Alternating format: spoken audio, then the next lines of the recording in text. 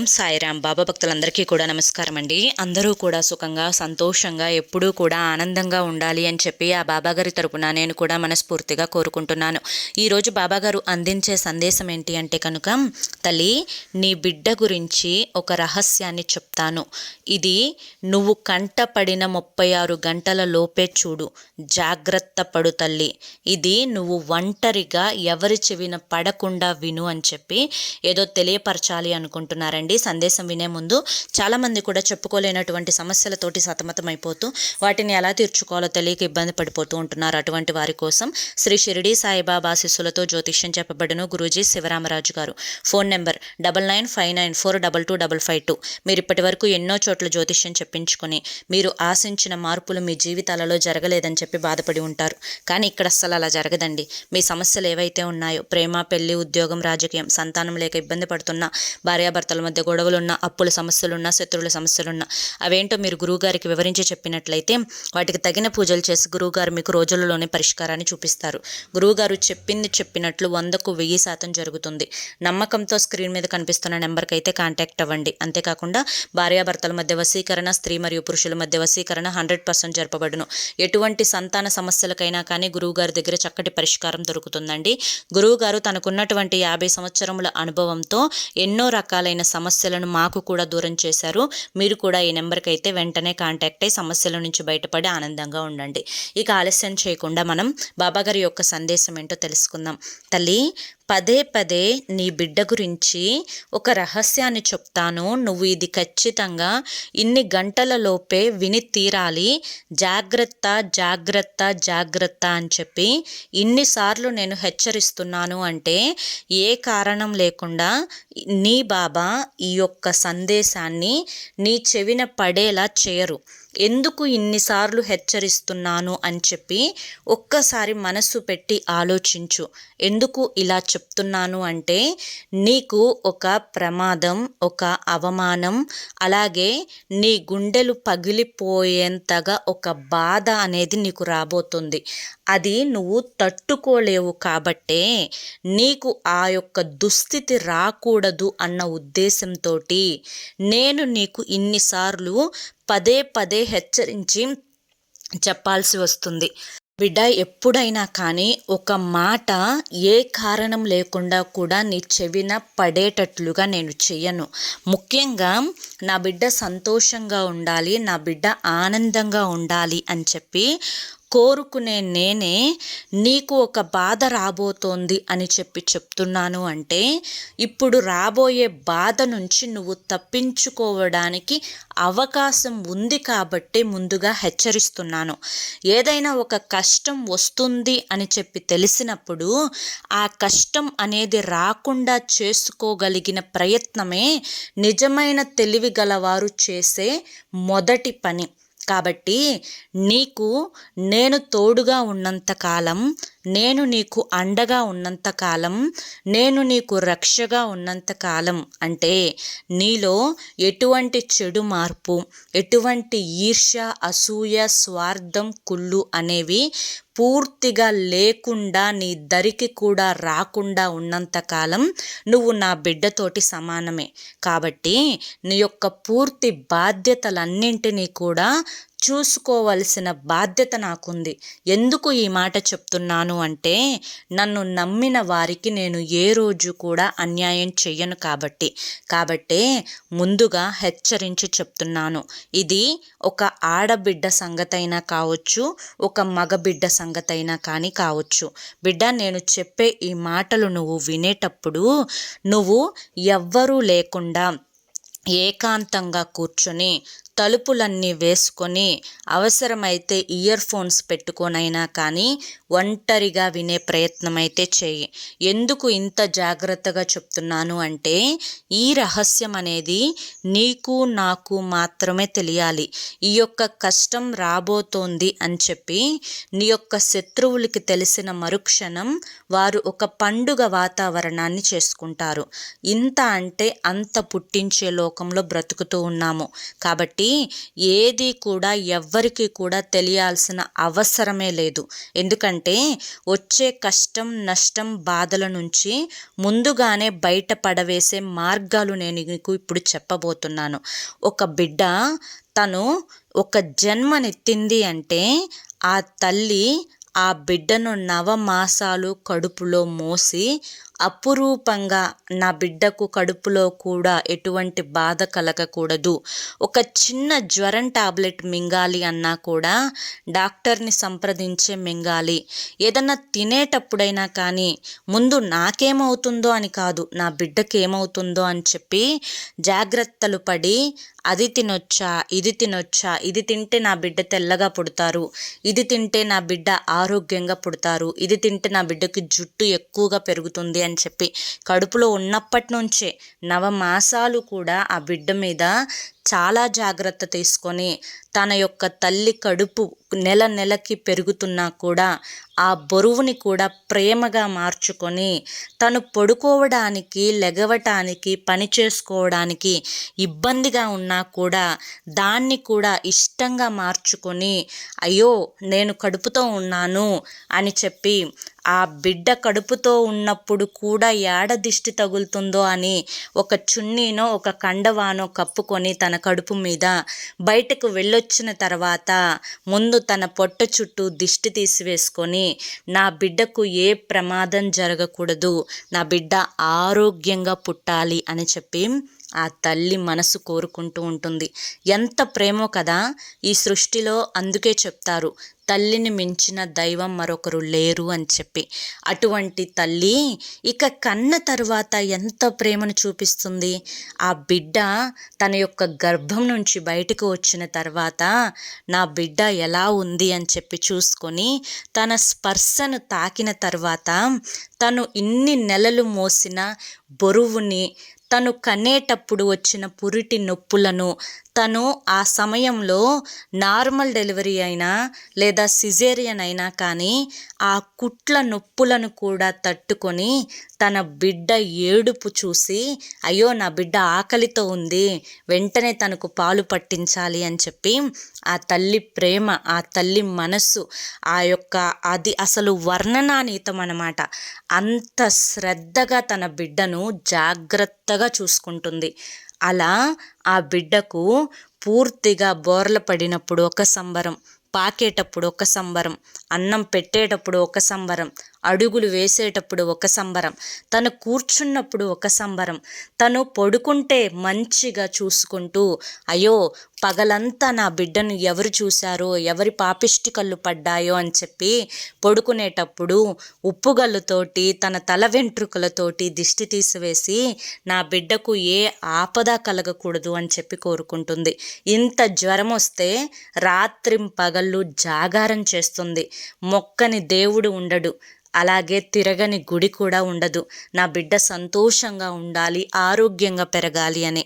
ఇక తన బిడ్డని స్కూల్కి పంపించిన తర్వాత అయ్యో ఇన్ని సంవత్సరాలు అంటే 3-4 సంవత్సరాలు నా యొక్క కొంగు పట్టుకొని తిరిగే నా బిడ్డ స్కూల్కి వెళ్ళిపోతున్నాడే అని చెప్పి తన భవిష్యత్తు బాగుండాలి అని చెప్పి తనకి తన బిడ్డకి ఒక దూరం అనేది వస్తుంది అని తెలిసినప్పుడు కంట తడి పెట్టుకుంటుంది. అయినా నా బిడ్డ భవిష్యత్తు బాగుండాలి అని చెప్పి కోరుకుంటుంది. అలా తనకి అక్షరాలను దిద్దిస్తూ నా బిడ్డ క్లాసులో మొదటి ర్యాంకులో రావాలి. అయ్యా చుట్టూ పరిస్థితులు ఈ విధంగా ఉన్నాయి, నీతో వాళ్ళు ఎలా ఉంటున్నారు, నిన్నెవరన్నా బాధ పెడుతున్నారా, ఏ టీచర్ అన్నా కొడుతుందా, నువ్వు బాగానే ఉన్నావు కదా, నిన్ను ఎవరు ఇబ్బంది పెట్టట్లేదు కదా, నీకు ఆకలిగా ఉందా, నువ్వు తింటున్నావా లేదా అని చెప్పి ఇలా తన యొక్క క్షేమాన్ని కోరుకుంటూ ఉంటుంది ఆ తల్లి. అలా తనకి 1వ తరగతి, 2వ తరగతి, 3వ తరగతి, తను ఒక పెద్దయి 7, 8, 9, 10 తరగతుల్లోకి వచ్చిన తర్వాత తను ఇంత ప్రేమగా పెంచుకున్న బిడ్డ ఒక్కసారిగా మారిపోతే, ఆ బిడ్డ స్నేహితుల మాయలో పడిపోతే, ఆ బిడ్డ తెలిసి తెలియని ఆ యొక్క టీనేజ్ వయసులో ఇక కాలేజీకి వెళ్ళిన తర్వాత అయినా కానీ ఎదుటివారు చెప్పే మాయ మాటల్లో పడిపోయి, ఎదుటివారు చెప్పే స్నేహితుల యొక్క మాయలో పడిపోయి ఇన్ని సంవత్సరాలు ఇంత జాగ్రత్తగా కళ్ళల్లో పెట్టుకొని చూసుకుంటున్న తల్లి మాట వినకుండా పోతే ఆ యొక్క మనసుకి ఎంతో బాధ కలుగుతుంది కదా. అలా బాధ కలిగినా పర్లేదు, కానీ తన బిడ్డ తప్పుడు వైపు అడుగు పెట్టకూడదు, తప్పుడు మాటల్లో చిక్కుకోకూడదు, చెడు వ్యసనాలకు బానిసవ్వకూడదు. ప్రేమ దోమ అని చెప్పి మగపిల్లల మాయలో ఆడపిల్ల పడకూడదు, ఆడపిల్లల మాయలో మగపిల్లాడు పడకూడదు అని చెప్పి కోరుకుంటుంది. కానీ ఇక్కడ పరిస్థితి అనేది చేజారిపోయే సమయం వస్తుంది తల్లి. ఇది చిన్న వయసు కావచ్చు, తెలిసి తెలియని వయసు కావచ్చు, వయసు యొక్క ప్రభావితం కావచ్చు, హార్మోనుల యొక్క తేడా కావచ్చు. ఏది ఏమైనప్పటికీ కూడాను నీ బిడ్డలో ఈ మార్పు అయితే వచ్చింది. ఇప్పుడు ఈ వీడియో ఎంతోమంది చూస్తూ ఉండొచ్చు, కానీ ఇది కొంతమందికి మాత్రమే వర్తిస్తుంది. అందరూ బిడ్డలు ఇలా చేస్తున్నారు అని చెప్పి నేను చెప్పడం లేదు, కానీ చేస్తున్నారేమో తెలుసుకోండి అని చెప్పి చెప్తున్నాను. ఎందుకు అంటే ఇప్పుడున్న సమాజం ఇలాగే ఉంది కాబట్టి, జాగ్రత్త ప్రతి తల్లిదండ్రికి అవసరం కాబట్టి, మంచికి చెడుకు తేడా అర్థమయ్యే విధంగా నీ బిడ్డకు చెప్పుకోవాలి. ఇలా మగపిల్లలు ఏ విధంగా మాయ మాటల్లో ఆడపిల్లలను పడవేసుకొని ఒక చాక్లెట్ ఇచ్చో, ఒక బిస్కెట్ ఇచ్చో, లేదంటే ఒక ఐస్ క్రీమ్ పార్లర్కి తీసుకువెళ్ళో, లేదంటే కనుక ఇంకా ఏదైనా కానీ ఆశ చూపించి తన మీద లేనిపోని ప్రేమ మాటలు చెప్పి తనను బుట్టలో వేసుకొని ఒకరోజు రూమ్కు తీసుకువెళ్ళి తనతో అవసరం తీర్చుకున్న తర్వాత తనని ఎలా వదిలేస్తున్నారో బిడ్డలకు తెలియపరచాలి. ఎందుకు అంటే ఇటువంటి దారుణమైన స్థితిలో చాలామంది అమ్మాయిలు మోసపోతున్నారు, మానసికంగా టార్చర్ అనుభవిస్తున్నారు. చిన్నతనంలోనే ఆ వయసుకు మించిన మానసిక క్షోభని అనుభవిస్తూ ఉన్నారు. కాబట్టి ఇటువంటి పరిస్థితి నీ బిడ్డకు రాకూడదు. ఇలా రాకూడదు అంటే ఏం చేయాలి అంటే కనుక, మొదటిగా నీకు కష్టంగా అనిపించినా నీ బిడ్డని మొబైల్ ఫోన్లకి దూరంగా ఉంచు.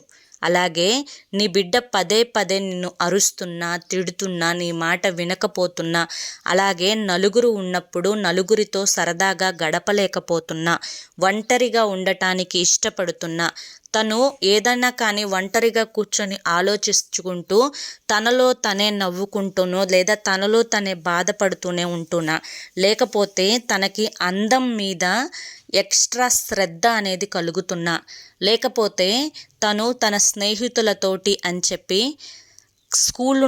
స్కూలు లేని టైంలో, కాలేజీ లేని టైంలో అబద్ధాలు చెప్పి బయటకు వెళ్తున్నా, లేదా స్కూల్కి కాలేజీకి సెలవులు పెట్టి నేను స్కూల్కే వెళ్తున్నాను, నేను కాలేజీకే వెళ్తున్నాను అని చెప్పి అబద్ధాలు చెప్పి వేరే వారితోటి గడపటానికి వెళ్తున్నా. ఇలా ఎప్పటి నుంచైతే నీ బిడ్డలో మార్పులు నువ్వు గమనిస్తూ ఉన్నావో, ఎప్పటి నుంచైతే నిన్ను ఇసురుకోవడం, కసురుకోవడం, చెప్పిన మాట వినకపోవడం, ఇటువంటివన్నీ కూడా నువ్వు గమనిస్తున్నావో, ఎప్పటి నుంచైతే నీ బిడ్డలో తేడా అనేది నువ్వు గమనిస్తూ ఉన్నావో తల్లి, నువ్వు జాగ్రత్త పడాలి. ఎందుకు అంటే కనుక నీ బిడ్డని నువ్వు డైరెక్ట్గా అడిగే ప్రయత్నం చెయ్యి తల్లి.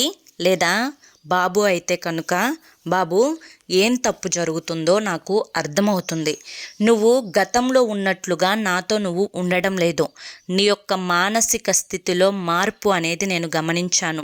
ఒక తల్లిగా లేదా ఒక తండ్రిగా ఇన్ని కష్టాలు పడి నీకంటూ ఒక భవిష్యత్తు ఏర్పడాలి అన్న ఉద్దేశంతో, నేను పడిన బాధలు నువ్వు పడకూడదు అన్న ఉద్దేశంతో, నీకంటూ ఒక బంగారు భవిష్యత్తును నేను వెయ్యాలి అన్న ఉద్దేశంతో నిన్ను మంచి స్కూల్లోనూ మంచి కాలేజీల్లోనూ చదివిస్తున్నాను. కానీ నీలో గత కొంతకాలం నుంచి ఒక మార్పు అయితే వచ్చింది. అసలు ఏం జరుగుతుందో నేను ఊహించగలను. నేను నీ వయసు దాటి వచ్చిన దాన్నే, లేదా వచ్చిన వాడినే. కాకపోతే నువ్వు ఈ విధమైన ప్రవర్తనకు కారణం ఎవరైనా కానివ్వు, కానీ ఇది సరైన సమయం కాదు. నీకు ఇప్పుడు హార్మోన్ల ఇంబ్యాలెన్స్ వల్ల, నీ యొక్క టీనేజ్ వల్ల, నీ యొక్క వయసు ప్రభావితం వల్ల ఈ విధంగా జరుగుతూ ఉన్నాయి. ఇదే నువ్వు నిజం అని నమ్మొద్దు. ఎందుకంటే నీ వయసు పెరిగే కొద్దీ ఇంకా నీలో అనేక రకాలైన మార్పులు వస్తూ ఉంటాయి. కాబట్టి మొదట నీ యొక్క భవిష్యత్తు నీకు ముఖ్యం. నీ యొక్క భవిష్యత్తు కోసం ఎటువంటి దారిని ఎంచుకునే ఆలోచన నీకు ఉందో ఆ ఆలోచనకు పొదును పెట్టే అవసరం నీకుంది. అలా కాకుండా స్నేహితుల మాటల్లో పడో, లేకుంటే కనుక వేరే వాళ్ళ యొక్క మాటల్లో పడో, లేదా ఇంకా ఏదైనా ఆడంబరాల కోసమో, లేదా ఇంకేదన్నా కోరికలు తీర్చుకోవడం కోసమో నువ్వు తప్పుడు వైపు అడుగులు వేయొద్దు. ఇలా అడుగులు వేసిన వారి పరిస్థితి ఈ రోజున ఎంత దారుణమైన స్థితిలో ఉందో నీకు అర్థం కావడం లేదు. నేను నీకు అర్థమయ్యేలా వివరించే ప్రయత్నం చేస్తాను అని నువ్వు ఆల్రెడీ ఆ యొక్క బాటలో నడిచి ఎంతమంది ఫెయిల్ అయిపోయారో వారిని నీ బిడ్డలకు ఉదాహరణలుగా చూపించు. నీ బిడ్డలు ఇవన్నీ చెప్తున్నప్పుడు నిన్ను కసురుకుంటారు, తిడతారు, నాకెందుకు చెప్తున్నావంటారు. నీ మాట అసలు వినే ప్రయత్నం చేయరు, నీకు అసలు సమయాన్ని కూడా ఇవ్వరు. నువ్వు ఇక్కడ కూర్చోపెట్టుకుంటే లేచి వెళ్ళిపోతారు. అయినా కానీ నువ్వు వెంటపడి నువ్వు చెప్పాలి అనుకున్నది నీ బిడ్డను లాలించో, బుజ్జగించో, అరిచో, తిట్టో, గొడవపడో, అవసరమైతే ఒక దెబ్బ వేసైనా కానీ నీ బిడ్డకు నువ్వు చెప్పే ప్రయత్నం అయితే చెయ్యి. ఎందుకు అంటే ఇప్పుడు ఆ అవసరం ఉంది తల్లి. లేకపోతే నువ్వు ఏదైతే ఒక అంచనా నీ బిడ్డ మీద ఏర్పరచుకున్నావో ఆ అంచనా తారుమారు అయ్యే అవకాశం ఉంది. నువ్వు ఏదైతే నీ బిడ్డకు ఒక బంగారు బాట వేయాలి అనుకుంటున్నావో ఆ బంగారు బాట పూర్తిగా రివర్స్ అయిపోతుంది. తల్లి, ఎంత కాదనుకున్నా, ఎంత లేదనుకున్నా, ఎంత అవుననుకున్నా కానీ నువ్వు ఒక రోజున ఒక సమయంలో ఆ వయసు దాటి వచ్చిన దానివే.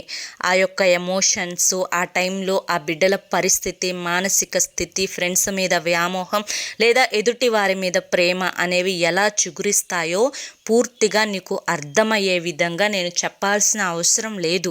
ఎందుకంటే నువ్వు ఆ వయసు దాటి వచ్చిన దానివి కాబట్టి నాకు బాగా తెలుసు. బిడ్డ, ఇది నువ్వు కంటపడిన 36 గంటలలోపే చూడు తల్లి, జాగ్రత్తగా విను తల్లి, ఒంటరిగా విను తల్లి, నువ్వు జాగ్రత్తగా తెలుసుకోవాలి తల్లి, ఇది రహస్యం తల్లి అని చెప్పి ఎందుకు చెప్తున్నానో ఒక్కసారి నువ్వు నీ గుండెల మీద చెయ్యి వేసుకొని ప్రశాంతంగా కూర్చో. నేను ఇలా చెప్తున్నాను అని భయపడకు, టెన్షన్ పడకు, దీని గురించి ఆలోచించకు అతిగా. నువ్వు ఆలోచించాల్సిన పద్ధతి వేరుగా ఉండాలి, తెలివిగా ఉండాలి. నువ్వు ఒక మాట చెప్తే ఆ మాటకు విలువ ఉండాలి, అలా విలువ వచ్చే విధంగా చెప్పాలి. నువ్వు ఏదైనా కానీ చేయగలను అనే ఒక పట్టుదల, ఏ విధమైన రూట్లో వెళ్తే ఎవరి చేత లేదా చెప్పిస్తే అలా అని చెప్పి మూడో మనిషికి చెప్పొద్దు. ఎవరైతే వాళ్ళ యొక్క స్కూల్లో యొక్క స్నేహితులు ఉంటారో, అలాగే ఆ స్కూల్లో వారికి సంబంధించిన ఇష్టమైన ఉపాధ్యాయులు ఉంటారో, లేదా ఎవరైతే అంటే మీ యొక్క తల్లిదండ్రుల్లో నీ బిడ్డ ఎవరి మాట అయితే ఎక్కువగా వింటుందో అలా వారి చేత వారికి భయం కానీ ప్రేమగా కానీ చెప్పించే ప్రయత్నం చేయాలి. ఈ సమయంలో వారు ఒకే మాట చెప్తారు, మేము ఎంచుకున్న దారి సరైనదే, మీరు ఎన్ని చెప్పినా కూడా మాకు బాగా తెలుసు, మేము ఈ దారిలో వెళ్ళాలి అని అనుకుంటున్నాము, నువ్వు చెప్పడం వల్ల ఏది కూడా మారదు అని చెప్పి. బిడ్డ, ఒక్క మాట చెప్తాను ఏంటి అంటే కనుక, నీ బిడ్డ ఎంచుకున్న దారి భవిష్యత్తులో సరైనదే కావచ్చు, కానీ అలా సరైనదిగా కావడానికి ముందు వీరి కాళ్ళ మీద వీళ్ళు నిలబడగలగాలి. వీరికంటూ ఒక ఇద్దరు మీద కలిపి ఒక సంపాదన అనేది సంపాదించగలగాలి. వీరికంటూ సంఘంలో ఒక గుర్తింపు అనేది ఏర్పడాలి. అలా కాకుండా ఎలా తాగుబోతోలనో, తిరుగుబోతోలనో, అటు ఇటు బజార్లెమ్మటి తిరిగే వాళ్ళనో, చెడు అలవాట్లకు, చెడు వ్యసనాలకు, చెడు స్నేహితులకు అలవాటు పడిన వాళ్ళనో, లేదా మద్యం తాగొచ్చి మత్తుగా పడుకొని ఫోనుల్లో మెసేజ్ చేసే వాళ్ళనో, ఇటువంటి వాళ్ళ వైపు నీ బిడ్డ అడుగు వేస్తే పరిస్థితి ఏంటి? ఆ యొక్క పరిస్థితి ఎంత భయంకరంగా ఉంటుంది. వారి జీవితంలోకి నీ బిడ్డ వస్తే నీ బిడ్డ భవిష్యత్తు ఎంత ఆందోళనకరంగా ఉంటుంది. నువ్వు పడే బాధలే మళ్ళీ నీ బిడ్డకు రిపీట్ అయితే నువ్వు తట్టుకోగలవా? తట్టుకోలేవు కదా. కాబట్టే ఇది సరైన మార్గం కాదు అని చెప్పి నీ బిడ్డకు అర్థమయ్యే విధంగా చెప్పు. ఇది కావాల్సిన జాగ్రత్తగా నీ బిడ్డను నీ చేతులతోటి కాపాడుకోవాల్సిన సమయం.